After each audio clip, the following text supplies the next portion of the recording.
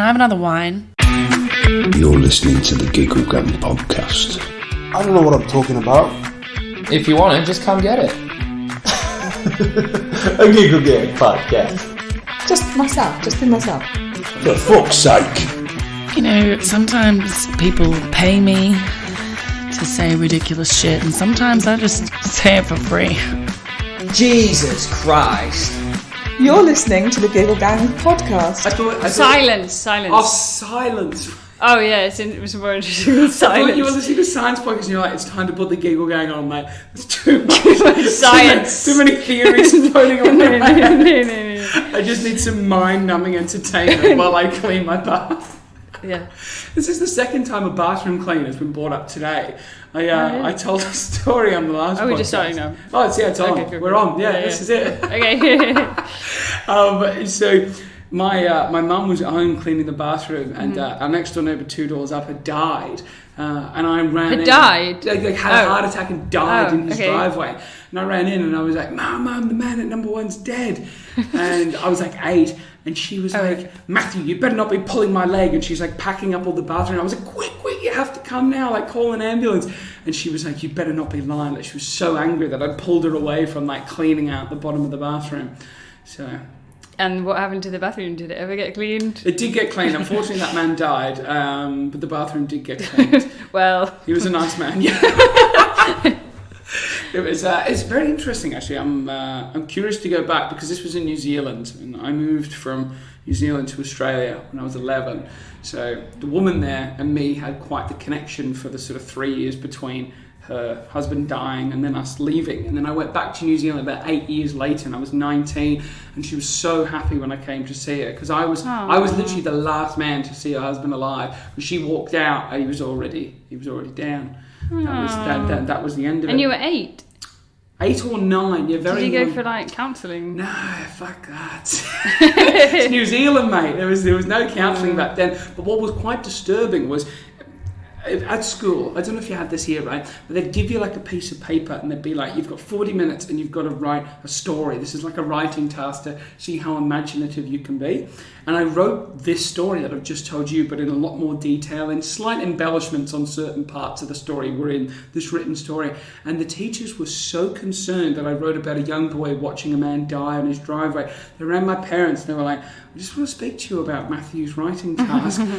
He's written, and they regurgitated the story back, and my mum goes, oh, well, there's nothing to worry about. That actually happened. And they were like, oh, and they again were like, oh, do you want to enroll him in counselling? And my mum's like, how much does it cost? And I don't know, it must have costed more than what they were willing to pay. So that was the end of that. How many children do you have? Oh, I don't know. You don't know? I can't remember. No. Really? I forgot. Sorry. 2. Good. Just 2. That's good. And how old are they? They're 5 and 2. Good. That's a good fun age. Is the 5-year-old at school? Yeah. Okay. Yeah, he's in reception. Is that like, explain reception? So, I don't know why it makes no sense, but in England, you start reception and then year 1, 2. Well, that's school. And then you have nursery before that, which might be attached to a school, but it might not be. Because I think we call ours prep. So it's like you go into prep, which is at an actual school, but it's like preparing you to go into school. Is that the idea of reception?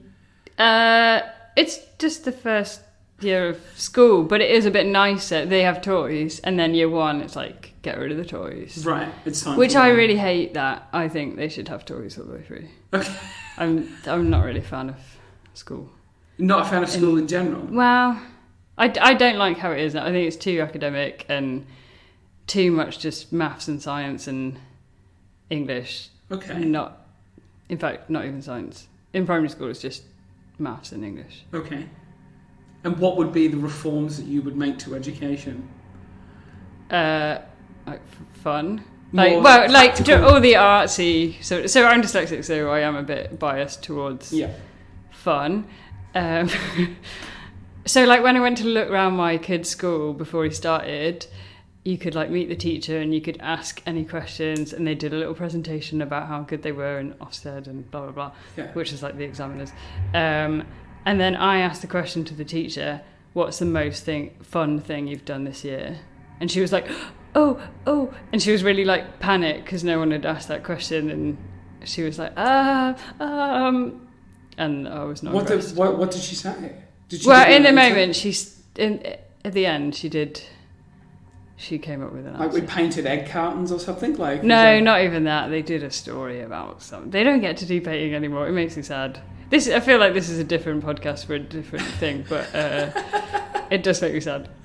So there's no. You're saying now there's no more like fun at school. It's just Not a lot. Okay. I think there was more in my day. Okay. Of the different subjects of like history and geography and like RE and PE and technology and stuff. Now it's so much just maths and English. Interesting. Because I obviously didn't go to school in the UK at all. Yeah. But my fiance is a secondary school teacher teaching religious education to secondary school students, right? Yeah. So her whole thing and her lesson plans that I see do look quite fun and quite interesting. Like, I look and I'm like, this looks like a lesson that I would be up for. And I was never a big fan of religious education because I grew up in a Christian household, right? Christian home. But when I was 17, 18 years old, mum and dad were like, you can decide whether or not you want to come to church. And I was like, no, I don't want to come to church anymore. That's nice that they said that though, because I think a lot of Christian parents would never really say it like that because they'd be worried you'd say no or choose. Well, my brother is still quite heavily involved with the same church that we went to. So he does the sound at the back and the tech and everything. Yeah. Mum's on stage singing. My sister plays the keyboard. My dad runs the youth, like the young kids ministry, like 4 or 5 to 13 or whatever. And then my brother runs the youth group on the Friday night. So they're so they run the whole church by themselves? No, not really. No. It's quite What kind of church is it? Pentecostal Christian. I was involved in that. So, yeah, and I've not been... Well, I did go to church when we went back like 12 months ago with Hazel, because Hazel's atheist, but very interested in all religions, loves the study of religion, but doesn't believe in any religions specifically. So is all about researching Islam and Buddhism and Sikhism and all this jazz. So just wanted to go to our church just to see what it was like, and I was obviously dragged What did she along think? as well. She thought it was interesting. She doesn't like the speaking in tongues, though. Sometimes that's a little bit off-putting. But see, I grew up with that. I think that's fine. Do you think it's fine? And I'm just like, speaking in tongues, that's just what... Some people are like, what are you saying? I said, I'm not really saying anything, are you? You're speaking in tongues. Do you want to know my fake speaking in tongues for... If you know tongues is not coming for you, it's not coming to you, but you feel like you should. Yeah. This phrase, should have bought a Honda. Should have bought a Honda. Sounds like tongues. I mean, no one. If you haven't heard tongues, you won't know. This is only you will get this. Do you get it? Do you think that sounds a bit like tongues? It does a little bit, yeah. But tongues can be anything you want it to be. Do you drive a Honda? No. Should have bought a Honda. Cheap gag. So let's get serious, right? Because I brought you on here for one reason, right? Oh, no. I've had a lot of fathers on the podcast recently. Ugh, A lot of fathers. Yeah. What? Why do you hate fathers? I'm joking. Hannah, we're serious, right? Sorry. Right? But you're a mother, I think. I am a mother. I'm like a father with a vagina. Maybe Gemma Roberts was the last mother. Maybe. She was the first podcast that I listened to. Really? Podcast. Yeah. Interesting. Well, obviously, it's been a while between drinks, and when I was thinking back the other day, right? There's a friend of mine in Australia who was 30 or 29, and I was about 20, 21, and he had a 2-year-old daughter, and he had a fiance, and he just looked really happy, right, with his kids, with his family. But when he wasn't with his wife and his kids, he loved going out on the drink, we loved getting on the sesh, staying out all night and having wild nights out, right? Which isn't great when you're a father, right? Take responsibilities. You can't really have your cake and eat it too, in a sense. And I was sort of just like to him, I was like, why have you gone and had a kid and settled down? I was like, obviously, in my head, right, getting out, getting on the drink, having fun was way more important than anything else. Yep. And he was sort of starting to move away from it slowly. And I was sort of just thinking, why? Why would you want to do this to yourself? Now, right now, present day, I don't drink, don't take any drugs, I don't do anything. I don't smoke. I don't have any external influences affecting my demeanour. And I'm very excited to become a father because I've met a lovely woman who I'm quite happy to be the mother of my children. You just got engaged. Congratulations. Everything's going fantastically. Thank you. That's lovely. But it's a case of now I'm like really interested to talk to parents. I'm like, just tell me about parenting, you know. So it seems how old? What's her name again? Hazel. Hazel. How old is she? Hazel is 22. She wants to wait a while. She wants to have a child before she's 25. Which means I'll be 28 at that point. Yeah, give it a few more years. Give it a few more years? Yeah. I mean, do what you want. I don't know you, but like, you got time. I know, we've got plenty of time. Enjoy it. Enjoy. So, but you can never go back to that time before after you've done it. So it's great and everything, but like, you just don't get any time to yourself ever. So tell me firstly about the negatives. If you could. Well, for example, I would say 70% of the time that I go to the loo, it's not by myself. It's with a 2-year-old. And it doesn't trying matter to help if me you're pooing out or anything, like it just doesn't matter. They just want to be there. Nope, they want to get the toilet roll out. They want to push it right in there. They want to unroll all the toilet roll. They'll tell me how to wash my hands or whatever. If you don't want that, well, I'll tell you what, for a week, I'll set you some challenges. Okay. If you enjoy them, then fine, go and be a parent. Okay. So challenge 1. Yeah. Every time you go for a toilet for the whole week, invite a friend in. Okay. With you. Which friend? Just can to it be Hazel? just to go. Yeah, it could be Hazel. Okay. Just to go right next to you, touch you a little bit, not in a weird way. Okay. You know, because that's not weird at all. Do that. Okay. Then why can't you just shut the door? Because they'll mess with things, or they'll cry because they don't want to be away from you. Okay. And once they get to 5, then my 5-year-old doesn't come into the toilet with me. He's fine, but my 2-year-old enjoys it. Yeah. Okay. Interesting. Right. That's challenge number So 1. So do that. Also, I'd say wake yourself up, set an alarm, wake yourself up 4 times in the night. Not for me now, although that's more like the baby stage. Okay. But we're still going to have to go through that. That's part of it. Yeah. 4 times. Okay. Yeah, that average night, that's fine. That's a good enough night. I do want to say though, right? I think there's this stark difference to waking up to a alarm in the middle of the night and then waking up to your child and getting to pick them up and have a cuddle. Is there a reward? Do you see what I mean? There's no reward in being woken up by an alarm. Is there a reward to be woken up by crying? Because then it's your child and then you get to spend a bit of time with them. But is that what you want to do when you're in the middle of a deep sleep? Spend time with the child? This is my naivety. Right, so 4 times in one night, accompanied to the toilet. Yeah. I mean, what else? I mean, if you're a woman, I'd say Now these challenges go for Hazel as well. I can't wait to be in the toilet with Well, her. no, I feel like extra ones for me or for her? For a woman. Okay. Just you need to if she's planning on breastfeeding, just sandpaper your nipples a bit, see how that feels. What else? Obviously, the birth is. Yeah, the birth's pretty fun. There is good bits. I'm such a liar. I had a mum on here not 2 episodes ago. I had Natalie Huston on here. Oh yeah. The name of her podcast She's is called On All Fours because when she gave birth, she was on all fours having a water birth, and she said I would have looked like a cow. That was how she described herself. Did she poo whilst giving birth though? I didn't ask how much. I did. Okay. The second time I did. The first time I did it. Did you do natural birth both times or? Cesarean? Ish. Not cesarean, okay, but right. I had some drugs. Oh, that's fine. Yeah, second time. You're still winning. I needed a poo. Okay. I've got some stand-up about this. So before, when I was having contractions, I was like, I need a poo.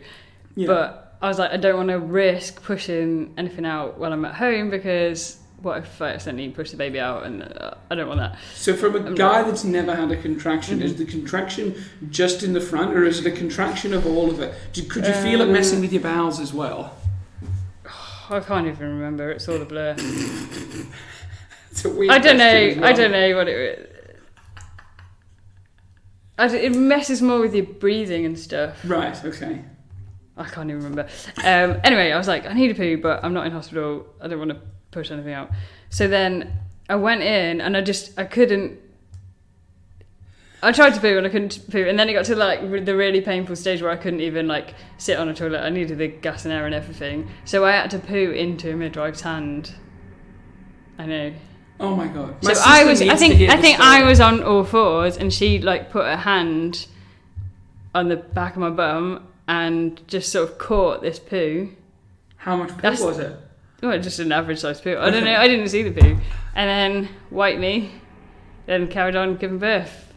That's how great. If you don't want to see your fiance poo into another woman's hand, That's unbelievable. then So think again about. So my sister is studying to be a midwife, right? She wants to be. She must have caught loads of poos. Well, no, It's really common. She's nurse midwife. So right now she works for a company called Blue Care, which is basically like in-home nursing for people that like can't bathe themselves, they can't clean their house, they might need to go to the shops to do their weekly shopping or whatever. She's just the nurse that makes sure these people don't injure themselves, basically, and just looks after them, but is also studying midwifery and wants to be like a neonatal nurse, so working with newborn babies that have just come out and are basically taking care of them, keeping them alive, whatever needs to be done.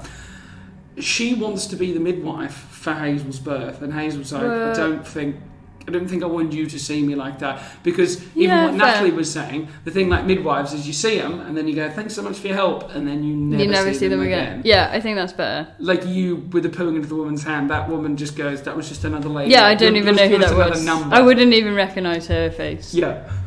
But she would recognise your poo. Maybe. I've seen that bum before.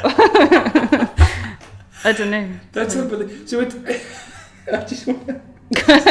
This has descended into madness, but while you're giving birth, are you thinking about anything else? No, I think it's so painful that it's painful enough that you don't care that you're pooing into the hand of another woman. Okay. It's painful. That's a great story. So, I know this is like a horrible thing to say, but when I gave birth the first time, I remember thinking, if someone walked into the room now with a gun and offered to shoot me, I'd say yes, do it. And obviously, I'm glad I did. No one did that. Wow. They don't offer that service in the NHS. Bloody bad. Obviously, I'm glad now. As soon as he's born, it's all different. But like, it was so painful that I would have done anything to get out of that pain. And that's why the next time I was like, give me the drugs. So you went no drugs for the first time? I had something. I had some diamorphine. But then the second time I really wanted the epidural, but they didn't give it to me because they're mean. Is it because they're mean, or is it... Yeah, I think so. I mean, they say... So on my form when I got discharged, they said the reason they didn't give it me was because it was too late. You can't give it when you're just about to give birth. Right. But I was like consistently asking for it all the time. Yeah. So, and it even said time of asking like midnight, and then time of birth 4 a.m. So that's ridiculous. Anyway, yeah. They just didn't want to give it to you. It costs more money. Yeah. And they just think she can hack it. If it's your second... Yeah, they're like, oh, you're doing so well. But I'm like, yeah, but this is not the worst bit. It's going to get worse. And then you're going to say, too late. You're doing so well. You do get a free bit of toast straight after birth, though, and a cup of tea. Really? Not you, as a man. Oh, what do I get? A child? Nothing. You get to sleep in a chair. You need to stop moving this drink bottle around. It's going. Sorry. Have your kids taken on any of your traits like dyslexia or fidgeting or any of that stuff carried on? What do you mean? Sorry. So you mentioned, is it you that mentioned you had dyslexia? Oh yeah, just moments ago, right? Yeah, sorry. Well, you don't know I don't know. Yeah, I think it's a bit too early to say that. 5, yeah, I don't want to. Do you see like your behaviours, like even things that maybe you haven't taught them? Because my thinking is, right, let's say in a crazy world, you have a child and they have all your genetic makeup, right? But you fight your own genetics to behave a certain way around them. They'll probably adapt to the way you behave, not to the way you actually are. Does that logic make sense? What? So you can sort of choose to bring them up in a way different Correct. to me. Are you Yeah, saying yeah. that's what I should do because I'm a terrible person? No. That's not what I'm saying. Are you saying that you probably haven't done that, as most people do, and you see them enacting some of the behaviours that you have or that you maybe displayed as a child? Yeah, I think I try and encourage like the creative stuff because I know they don't do that much at school. Yeah. And I think it's important. Because I'm an artist, I did like art for a degree. That's my sort Like of painting job. art or all sorts of art? All kinds. But that's what I used to do as a job, is teaching art in schools. Not an official teacher, but like I just go in and do a project. I do like mosaic projects is my most popular one. Can you explain to me why people like art and why people pay so much money for pieces of art? Because I don't quite understand it really. I don't know. Because I'll tell you why, right? I think I was in Madrid. I was somewhere in Europe, right? And I went to this art gallery and there was this huge like mural. Like the canvas was maybe 10 feet tall, 12 feet wide. It was massive.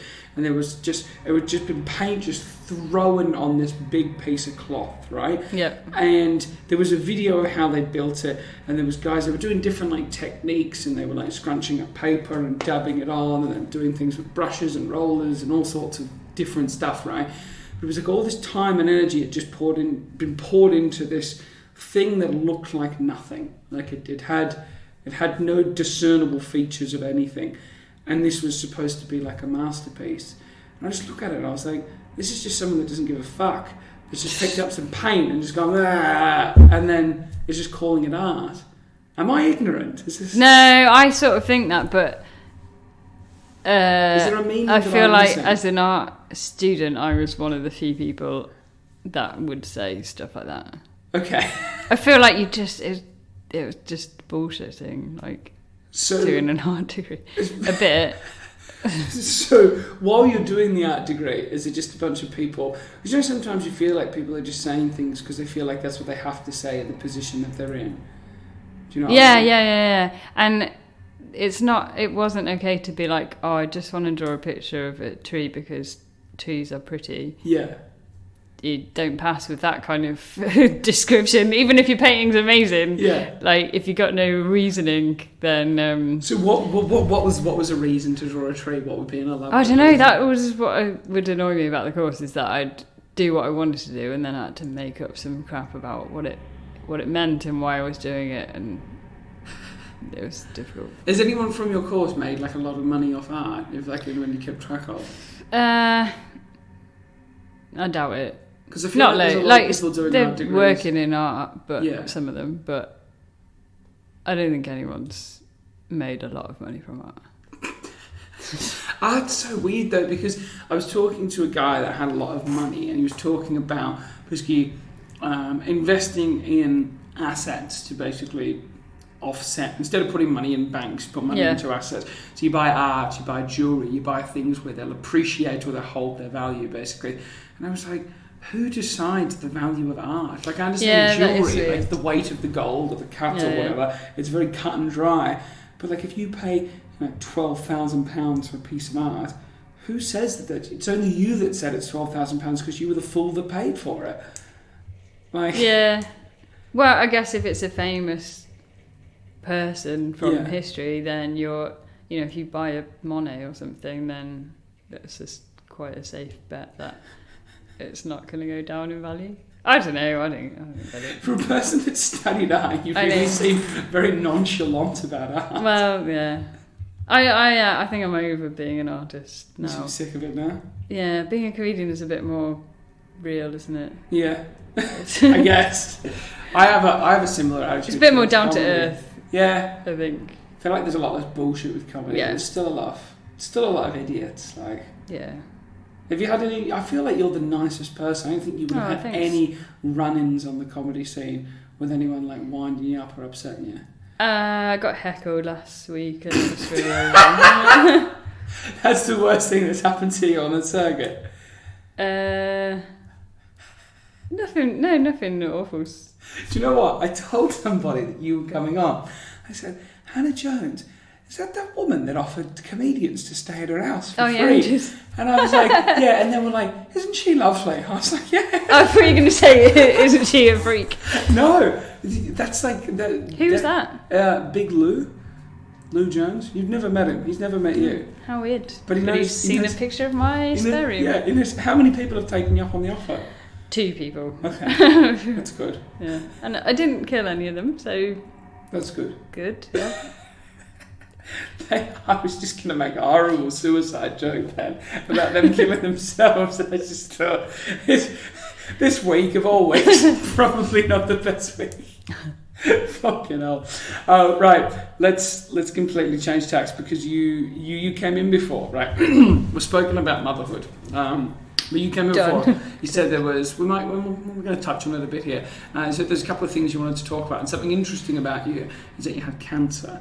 Did you have cancer before or after the pregnancies, or in between, or? After. Okay. So 18 months ago, I had operation to get rid of it. Okay. What sort of cancer was it? Can I ask? It was cervical cancer. Oh, interesting. So that's the pap smears is the way to prevent it, isn't it? Yeah. So like 2 years ago, I needed to go for a smear test, and I put it off a bit because I'm not like high risk, so I was 32 and it's painful, then. Isn't it? It's not super painful. Oh. Not compared to childbirth. Nah, it's fine. But it's more that it's just a faff with kids to like arrange a time to go. You don't want to bring them and blah blah blah. The same time I had to go and get my car like recalled for a new bit, and I remember talking to my friend and saying, what do you think is most likely to kill me? Because I can't be able to do both things. I'm either going to get a new part for this car or a smear test. What do you reckon? So it wasn't like high on my priorities. And then I went to the doctors about something else, and they were like, oh, are you up to date on smear tests? And I was like, oh, no. Go on, my car needed to be fixed. And then, no, I still haven't got it's getting fixed next week, actually. Oh, really? From 2 years ago. Not a Honda, so then she was like, oh, you can do an appointment in the evening, and then you don't have to bring the kids or whatever. So I was like, okay, fine. So then I had a smear test, and then it's sent back the results as like not normal or whatever. Okay. And then I had to have, I can't remember any of the proper names, but... You can use descriptions. Yes. Like another smear test, but a bit more choppy, a bit more painful, and they had to like get some stuff out of the cervix. Yeah. I still don't really know what a cervix is. Do you know what a cervix is? I believe the cervix is the opening at the back, so it's like the wall that's between there's it's donut shaped, I think. Yeah, so the front the front entry is fine, then there's the canal, then the cervix is basically the block in between that and the uterus, yeah. Oh, the womb door. Yeah, in a sense. Oh, I wish that's my understanding of it. But again, I mean, I know like roughly, but I feel like I should know more than that. Yeah. So then we were on holiday and we had to come back for this. We were only like in Wales, but had to come back to get this bit chopped out of me, and they said, oh, it's really unlikely that it would be cancer or anything, but we've got to test it. And then they were like, oh yeah, it's cancer. Okay. So then, and it was I was never like that. I was never super worried because it wasn't big. It was fairly easily treatable. Did you have private health insurance? Oh, we're in the UK. Okay. No, I'm just interested because the way that it works in Australia with cancer, right, is if you're stage 1 or stage 2, they won't operate on you in the public health system, right? They're so under pressure. So the public health system that we have was built back in sort of the late 70s, early 80s, and it was designed for a population of around sort of 12 to 15 million people, 12 to 15 million. We now have a population of 26 million. So there's more people than the public health system was ever designed to deal with, and they haven't been able to make any real advancements on it, or haven't put the time, energy and effort into doing so. So unless you're going to die tomorrow they'll put you off until tomorrow. Do you know what I mean? Oh, right. So they'll just keep putting it off, and more people. But that makes it more expensive, surely, to fix later on. It's not about that. It's all it is about saving life. The whole point of the public health system is, let's say you might die next week, but someone next to you might die tomorrow. You'll get an operation before you do. But so many people die on public hospital waiting lists, waiting for things to happen because, you know, if you're not going to die tomorrow, we'll make an assessment if somebody else needs it more than you. Yeah. So without private health insurance, you probably wouldn't have been able to get that done until it was a problem if you couldn't afford to pay for it. So it's that might be what happens in the UK. Why? Like eventually. Oh right, yeah. Tories, It'll get that way. Yeah. There's more money in it for them, for the big dogs. Yeah. It's always about the cash. So as soon as they found it, they were like, "We're operating." It's so well, sort of 6 weeks later. So they told me, and at the time I had quite a lot of work and stuff, and it was like not convenient. Because I'm self-employed, I was a bit like stressed out about what I can't just go to my boss and be like, give me time off. Yeah. So it was a bit like you were your own industry. And I had this show book, so I was doing a like an hour-long show in the Liverpool Comedy Festival. Mm-hmm. This is like before I regularly did comedy. And I was like, I like booked the theatre and stuff, and I was like, I'm not gonna miss my show. Yeah. And so, like a proper diva, and they were like, all right, you can do it the week after that. So it was kind of weird because I was excited about my show, and I did that, and then it was a bit of a downer of like, oh, now I've got to have an operation and then not do anything for like 6 weeks. Yeah. But in that time that I was in bed, that's when I applied to do like loads of comedy gigs. That's when I basically decided to become a comedian properly, and like bother to leave my own city, and I just applied for loads of stuff because I'm really bad at resting. Yeah. So when I met you, that was my first show back after that operation at that weird gig. I don't know if you remember. You probably don't remember. Was it Gemma Roberts' gig? Yeah. The one underneath that car park or whatever. There's like a car park was Blackburn above, House. and it was yeah. Yeah. They didn't like us there. They didn't like me specifically. I think I went on first and just did it to silence. Yeah.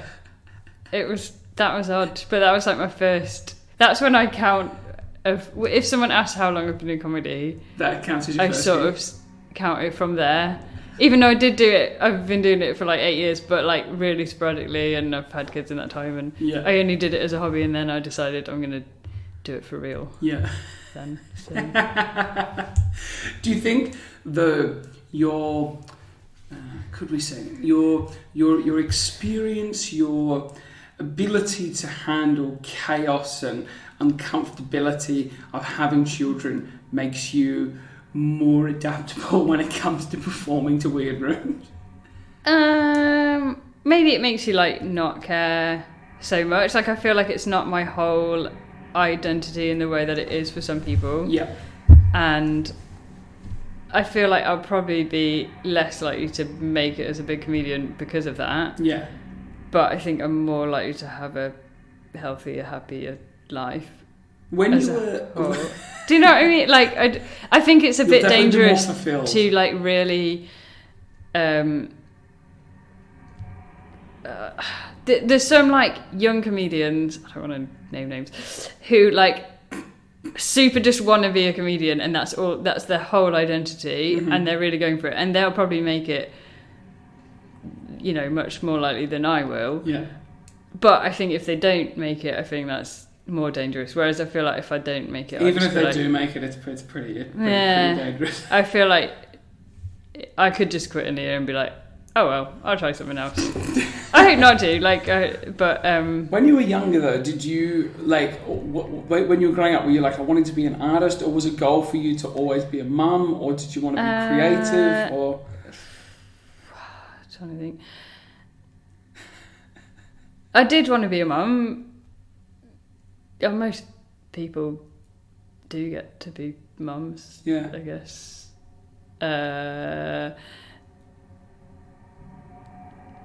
I don't know, different ages, different things. From from when I was like sixth form age is when I got really into art Okay. and wanted to do that. I'm really bad at writing, so like I wanted to go to uni for the lifestyle, but didn't want to write essays. So I art it love was. the idea of going to uni for the lifestyle. So did you No, pass not that. it No, not that. I just Oh. wanted to leave home and Okay. like I wanted to have housemates. You know, like I watched a lot of Friends growing up, and I was like, that looks fun. That looks like a fun life. They weren't And even it at was- uni. I know, but just the housemate thing. Okay. I think I idealised that a bit when I lived with my parents. I was like, this looks fun. And it was super fun. I love, like, just stupid pranks and, like... You never had staying nightmare up housemates? late. No, I had lovely housemates. And I used to live with these two meth addicts that were just... Oh. They were fun. Let's just get that off the bat, right? They were fun. They were always awake, which was a plus. Like, no matter what time you came home, they were always there. Loved to chat. Always had a story. But then just wouldn't really like achieve anything. Like would just go to work, come home, be awake all night, go to work again, and just be high all the time. And like meth's a very weird drug. So it would just be a case of like you'd wake up in the morning and you'd be like, oh Andrew, what did you do last night? Oh well, I played through this whole game on PlayStation. Oh okay. What time you got work? Yeah, got work in 2 hours. Oh okay, cool. And you come home and it was always like full of energy. And then but then you might not see them for 3 days because they've run out of money or they've run out of drugs, and then they just crash. You'll just sleep, recuperate, try and build themselves back up to the point where they could be social. So that sounds horrible. it does. It is. It's a horrible existence. But it sort of taught me to look at that and be like, probably not for you that life. Like, you know what I mean? Yeah. If you can watch someone else make these horrible mistakes, it makes you a better person. I wanted to ask, because you talk about your kids obviously following you around. Have you had like, do you have those kids that do your kids have friends that like they get on really well with the children, but you don't really get on well with the parents? Who think the parents are a bit mental? I think that hasn't happened yet because Percy only started school in September. Okay. And I already am in a little group of mums that I knew before, so Okay. I'm like steering his friendships Okay. to the people that I want to hang out with their parents. Right. I'm sure that will happen in the future. Yeah. So I'll let you know then. But no, at the moment, I've chosen his friends basically. Okay. And is he happy with it? Yeah, I think so. Yeah, he's not. He's. I don't think he's old enough. I would let him if he said, "Oh, I really like this boy in my class. Can he come round with his mum or whatever?" Then I'm open to that. Is it a But case of, that's not happened yet. is it a case of nowadays that you're allowed to send your kid to someone else's house and not accompany them? Is that still a thing? I think. I think in a few years that's more the norm. I don't know. I only know up to parenting a 5-year-old. I don't know what happens next. I'm just intrigued because like Yeah, I think when they're a bit. I think maybe for 8-year-olds. yeah, because I would have. I think you could, friends- if you know the parents. Like I'd have someone else's kids over without the parents there if I knew the family. But Yeah. I'd probably feel a bit uncomfortable for Percy to go to someone else's house if I didn't know them at all. Yeah. So maybe the first time. Because I definitely had friends and would go to people's houses and my parents had no idea who these people were. Like, But was no that when you idea. were older? It was all were when I was in New Zealand. I remember this. I went to this one kid's house. Do you know like Action Men, like the Barbie Yeah, yeah. dolls for boys, right? This boy called William had all these Action Men, and I found it quite funny to rip the heads off these Action Men. And Action Men weren't cheap at the time, so we went to William's house, and I basically just beheaded all of his Action Men, like about 6 of them, just all of them off with the heads, right? Then, the day went on and he was like, oh, you've ripped the head off my Action Man. And he was sort of laughing about it, like, oh, and he was sort of ripping some heads off as well. But I was showing him, like, the technique, like, this is how you do it, right? And then his mum found out that must have been like, who ripped the head off all your Action Men? He was like, oh, it was Matt. He was, who is Matt? So then when I came back around, right, she like marched me outside. She goes, you're not allowed to be here and you're going to take me to your mum's house and I'm going to tell her what you've done. And I was like, okay. So I walked her around to another mate of mine's house, right? Walked her, I didn't walk into my That's genius. I didn't walk into my fucking house. And she told me, she's like, I'm going to walk back to your mother and she's going to know what you've done. I was like, as if she is, right? Walked around to my mate's house, brought her up to the door. And it was a weird door. So it was like concrete stairs that went up, but the lip off the side wasn't really too much of a jump, basically. It wasn't like high stairs, it was like maybe 4 steps. So I could easily jump off the side. So we got to the door, she knocked on the door, and she still like had me, right? And as she heard the door opening, she let me go. And I just blitzed it, I just ran right away from this woman. And she's standing at the door, and she goes, your son's done this. And the woman goes, my son's in here. And she was like, I just had him there. She goes, your other son. She goes, I've only got one. And she was like, that boy over there. And Mum looked out and she goes, oh, that's Matt Shaw. That's Tracy and John's son. I didn't think that would. This woman told where my parents lived. I ran back to my house. Next thing, this woman rocks up at my house. She goes, not only has he broken my son's action in, but he's taken me to someone else's house. And whatever. And my dad, to be honest, thought it was quite funny. He was like, good job on that one. But mum made me pay for this boy's action. So it was expensive as well. It was like $40 that I had to pay. Can you just stick the heads back on again? No, because we were cracking the plastic to get them off. Like, we were breaking them, beheading them, Hannah, getting them out. Did you have any like weird things that you used to do when you were younger, like catching tadpoles or butterflies? Or like I had a Barbie that I cut all her hair off and like dyed it blue with ink, and then my sister had this Barbie that once was in our attic, and I had a pet rat that also lived in the attic. Yeah. And escaped and it bit a chunk out of her Barbie's face. That was what? Did you? Yeah, ever I had follow pet that? rats. I had pet gerbils. I did loads of like stupid stuff when I was a kid. I feel like I suited being an 11-year-old, and I maybe suited being a student because you can do stupid stuff. Yeah. But I didn't. There's like some in between ages that I didn't suit because you can't get away with that. I think when you're like 14, can't do stupid stuff. I think especially as a girl, and like 34 is what I'm now. Can't so much. Anything that ends in a 4, you never feel comfortable. Yeah, I don't. Yeah, I don't like the. But I think maybe when I'm 90, I'll be able to do stupid stuff again, and people will be like, "Ah, crazy old lady, that's so funny." Like, what's the sort of things you used to do when you were like 11 that was stupid? Like this doesn't make any sense. I don't know why this came to me first.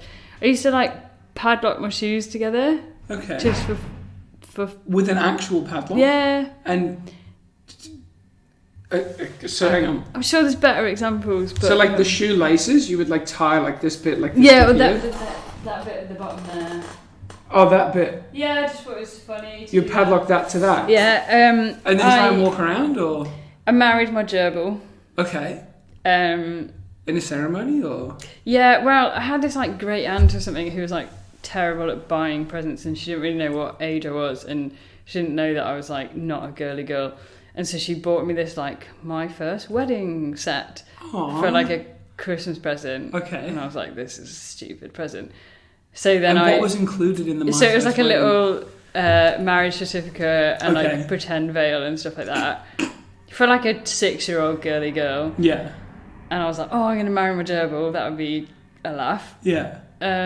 Marry your gerbil in front of who, though? Or was it just I don't know, for you? family. I just filled in this certificate. I don't know. Okay. And did your family come to the ceremony and everything?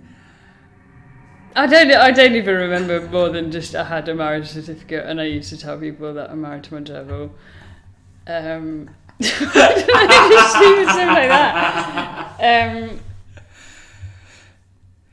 Did you ever do like dangerous things like climbing on roofs and? Oh, I did do. Oh yeah, I did do that. Yeah. Oh yeah, I climbed on this stained glass window thing once that I was in my church. I managed to climb onto the sound desk and like do this sort of jump onto this window ledge. We're playing hide and seek. Yeah. And got onto the big stained glass window, and no one could find me because I was like above the eye line of everyone, and I could see everyone walking around the church looking for me, and I was on the stained glass window. Stuff like that. In fact, once when I was like 13, because I was quite skinny, I got to fix the fans in the church. So the church roof was like super high, and there was some like helium balloons that got tangled around it. It was after the Millennium Party, and they didn't want to get scaffolding and a proper person and pay money, so they like hauled me up to the top to like untangle these balloons. I did like two men and a rope just pulling, and all the women going, "No, you can't do that, my baby!" And I was like, "This is great." Point? I was 13, and I had some scissors in my pocket, and I was like, "This is brilliant!" I'm like the hero, and I'm like at the top of the roof, and I was like cutting the balloons down. Do you feel like you were flying? Like it was amazing, yeah. Good. What sort of harness did they have? Oh, it was just like it must have been like a climbing harness. I don't know. It probably wasn't that safe. There was just two men pulling me up. So I now want to ask you, right, the marrying your gerbil and the being hoisted up in the church and climbing up the stained glass window, are you all up for your kids having these experiences as well? Yeah, I reckon, yeah. Yeah? Because I feel like kids don't do that anymore. Like, I look at kids now. I'm trying to... I sit up on my righteous, I don't have any kids pedestal, right? But in my head, like, no iPad ever. Yeah. Right? I'm with you on no that. Screens for like the first 2 years. Like, not even put them in front of the TV. Yeah, apart from... Imagine if you just want to do a poo by yourself. I'm like anti-screen, apart from their point of view. Yeah. But from my point of view, I need a space sometimes. Yeah. So like my 2-year-old has just stopped napping, so I used to get like at least an hour in the day where I could do all my admin, clean the house, blah blah blah.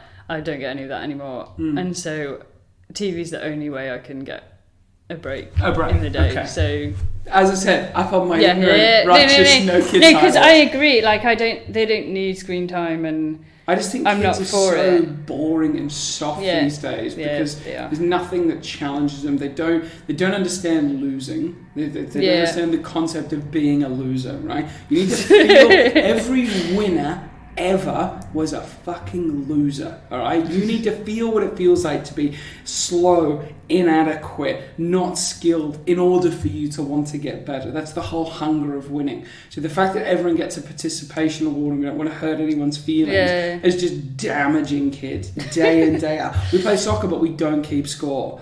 Like, what's the point? Why? We tried to have this thing when I was in high school where they were like, we're not going to have any points because it's not about winning, it's just about exercise. And I was like, well, I'm not doing it.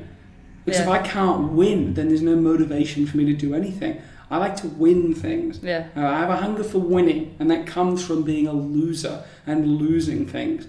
So if I can't win, then what's the point in going? Like, it just doesn't make sense to me. But I grew up in an ability where I was able to lose, and then it moves you on to wanting to win. But not everyone has that reaction to losing. But some people think, oh well, I won't try it. But then those are just weak people, and they're always going to be pretty weak. So what do you think? They should just have a rubbish life forever because. But whether you cotton wool these people and you say, oh well, you're not really a loser because everyone's a winner, or whether you let them lose, those people are still losers. Aren't they? Realistically. Tell me if I'm wrong. I hope that no one's a loser, really. Oh, but there definitely are losers. Next time it rains, right? Next time it rains, look at the people that are working outside in the rain, right? Most of those people, didn't make good choices, and that's why they're working outside in the rain. Do you think I'm right? Am I painting myself out to be a dickhead? Well, but maybe they didn't have the opportunities because of their upbringing or whatever. Maybe they didn't have someone to inspire them, maybe... Possibly. Maybe they're happy working in the rain. Absolutely, and hopefully they are. I hope that everybody is happy doing what they want to do, but we need people to dig holes at the side of the road in the pouring rain. I'm going to go back to Australia and I'm going to pick strawberries in a strawberry farm, right? And do you know why? because I've never worked in a job where I felt like a slave, right? I've always worked in a job that's been inside, air-conditioned, very comfortable. I'm making a good salary, I make a good commission, I make good money, right? Very entrepreneurial-minded. I've never worked for a per hour, per bucket you bring in, you put in 400 strawberries today, you get this much money. Never worked in an environment like that. So I'm interested just to go and try it. So then I will appreciate the jobs I've already had and the jobs I will continue to have. And also, Hazel needs to do it to get her second year visa in the UK. And instead of being like, you go do the farm work, babe, and I'll just hang out here doing whatever I want, I'll go and do it right alongside with her. Because the struggle is fun. The struggle, because it's going to be shit. It's not going to be fun. I'm not Strawberries are nice. You're not going to be eating them. You're picking them off prickly bushes in the boiling hot sun. It's not going to be fun. I don't think strawberries grow in prickly bushes. They're on like vines and that, aren't they? Yeah, not prickly though. Yeah, but it's just bushes. You still get like scratched. No, that's It's blackberries. Not prickly. I've picked the wrong person to have a fruit debate with. No, sorry. Can you ask about some of the other things? Oh, sorry. I don't. Edit out that bit though, because I'm not. There's no editing. Do you want to talk about early risers? Yeah, go on. Go for it. All right. So I run a night. Yes. It's a bit different to lots of nights. I think it's in the middle of the day, isn't it? No, everyone thinks that. No, it just ends on time. So what really annoys me about going to clubs sometimes is that when you don't really know when it's going to end. Tonight will end at 9:30, if not before, guaranteed. Okay. Because it's a Sunday good. night. I can't keep people out late. It's not fair.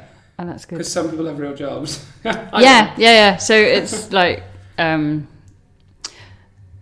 that. Mm-hmm. But also, I think it's different in that I think it's a bit more of a friendly space for women, probably just because I am a woman and so I'm running it like how a woman would run things. Mm-hmm.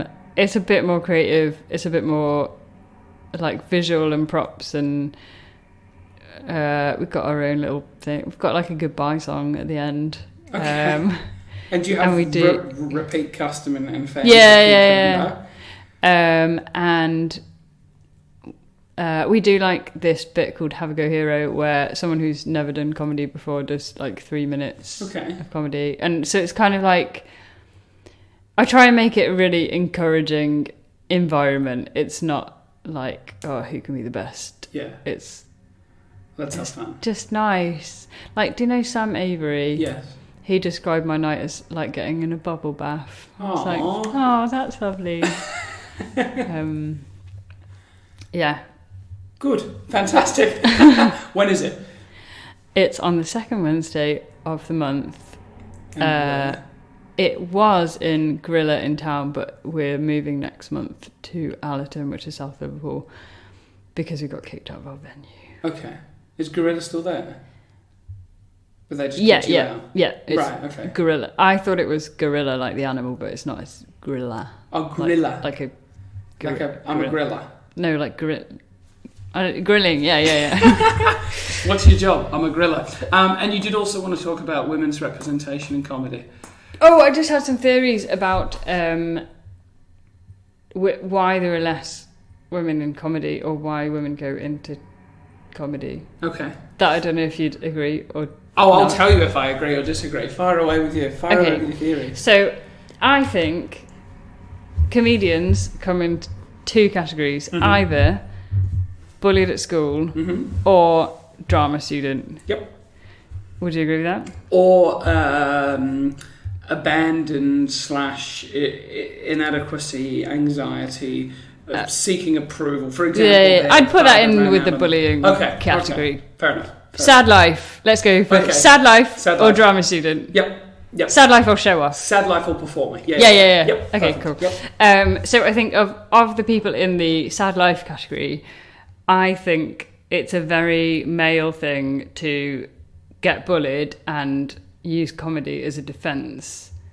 I don't think that's a female strategy. I'm sure it is for some people, but in general, I think if you're a girl getting bullied at school, you wouldn't think, I'm going to be funny to solve this. You'd go inside. You'd think, instead of out. oh, I'll make some friends with different people, or I'll try a different image, or, you know, I'll wear some different makeup, or I don't know.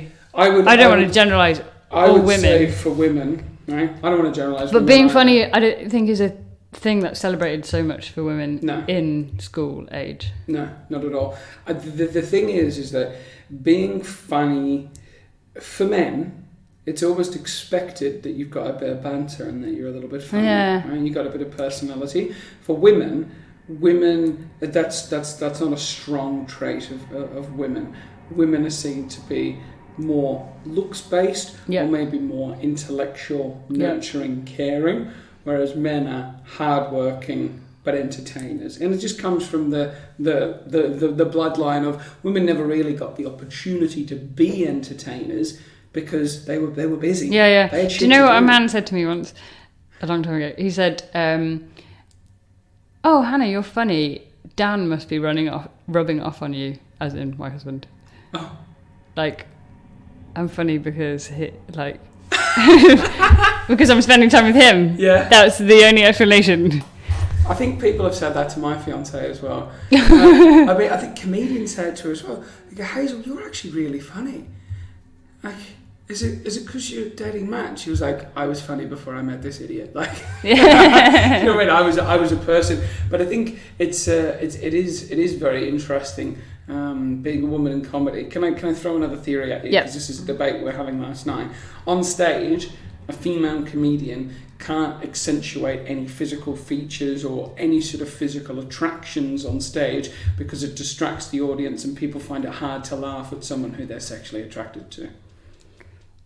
Are you saying that's true? What do you think? Yeah, I think it's not helpful to be too attractive. For example, if you come on stage, you have a low-cut top on, short dress, high heels, face full of makeup. Unfortunately, I think you're more likely to get heckled. Or no matter how good your jokes are, people aren't even listening to your jokes. Especially men in the audience aren't listening to your jokes because they're ogling at you, they're attracted to you. And women aren't listening to your jokes because you're probably better looking than them, and that's putting them off. Do you know what I mean? Yeah. Or you presented yourself in such a way. Now, the flip side of that theory is women on stage, right, should feel as comfortable, as strong, as empowered as they ever feel in any other moment, because it's not like you're just going to Asda. You're in the public eye, and every eye in that room is looking at you. So why would you not want to look your best? Yeah. But then does that mean you have to dress up and look nice? I don't know. I'm not a woman in comedy. I don't know. But this is a debate that I see both sides of the arguments on. What I would like a theory for, I would say, of men in comedy, I would say about 10% gay. Would you? And then depends of the people that have done your podcast, of the men, how much percent would you say? Because then I would say women about 50% lesbian. But I don't have a theory to explain that. Yeah, possibly. Okay. So you're saying there's more female homosexuals than male homosexuals in comedy? Definitely. I feel like female. No, actually, no. I don't agree with that. I don't think it's. I know a lot of straight women who do comedy. I think it's probably there is. So there's more men in general. How many lesbians do I know? I don't think I know many lesbians. You should do some data from all the people that you've had on your podcast and work out what percentage of what. I think so you can come up with some more theories. I think gay people have been sort of I want to say oppressed, right? But oppressed is maybe the wrong word in this context, right? They have been oppressed, definitely. Yeah. But they've been to the point where they're not funny, they're not allowed to speak in public. If you're whatever the gay slur was, if you're one of those, you can't be in entertainment, you know. And I thought gay people are quite often entertainers.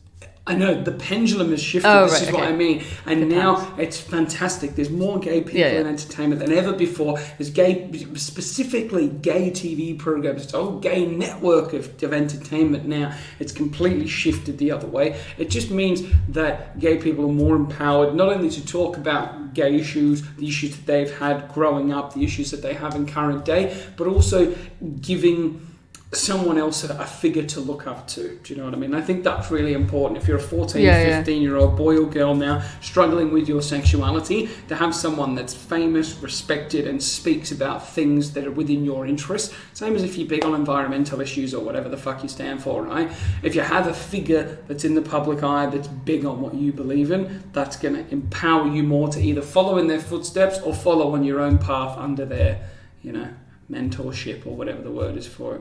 Under their guidance. But yeah, I don't know. The numbers on lesbians, I think, are a little bit skew with. But I think if you're gay, you've got to be a stronger person. You've got to have a thicker skin. I don't think there's many really sensitive gay people.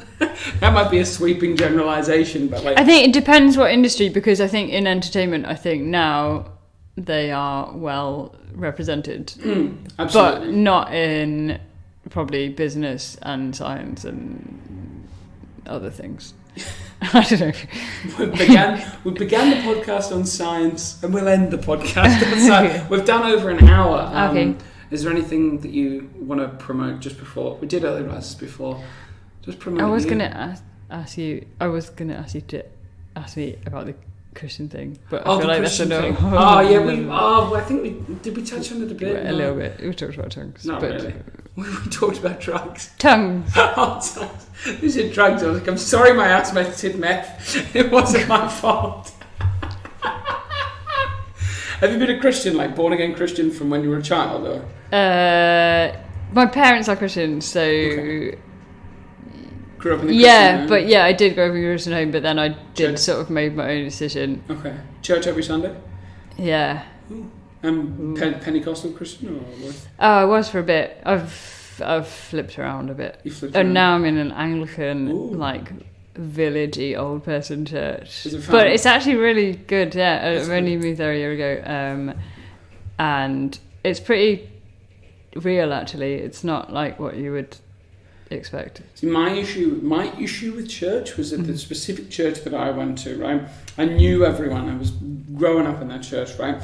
Knew most of the people outside of church. I felt like what we came there and said on Sunday, right, was different to what everyone did during the week. I'd see people like drinking, cheating on their wives, doing drugs during the week, right? And then we'd come to church and we'd be like, oh, we're saved, and it was just all this bullshit. And I was like, how can you act so holy and righteous here on Sunday? I see you during the week and you're just a completely different person. Now, not everyone's perfect, but I was like, this is bullshit. This is just a waste of my time to come here and meet on Sunday with these idiots that just do whatever they want during the week anyway. And the consequences don't matter until we go, oh yeah, Sunday's arrived. Oh, we've got to think about what we've done this week. So I just hated that whole aspect of it. Yeah, however, I liked the fellowship of a church. When we moved from New Zealand to Australia, we went to the church that first Sunday we arrived, and I made some friends that I'm still friends with now. Yeah. People that were in the church. I'm still friends with a lot of people from church. I just don't feel the need to go every Sunday. But it's a case of that was where we came to a country where we had nothing. Yeah. And the same as the fellowship that I found in the comedy scene when I first moved here. It was a case of there's a group of people that will bring me in, will help me to get better, to improve myself and grow, and I'm all up for that. But there's certain things about the church I don't agree with. As we roll on. And that's the end, Hannah. Well done. All right. Thank you for your time. Thanks.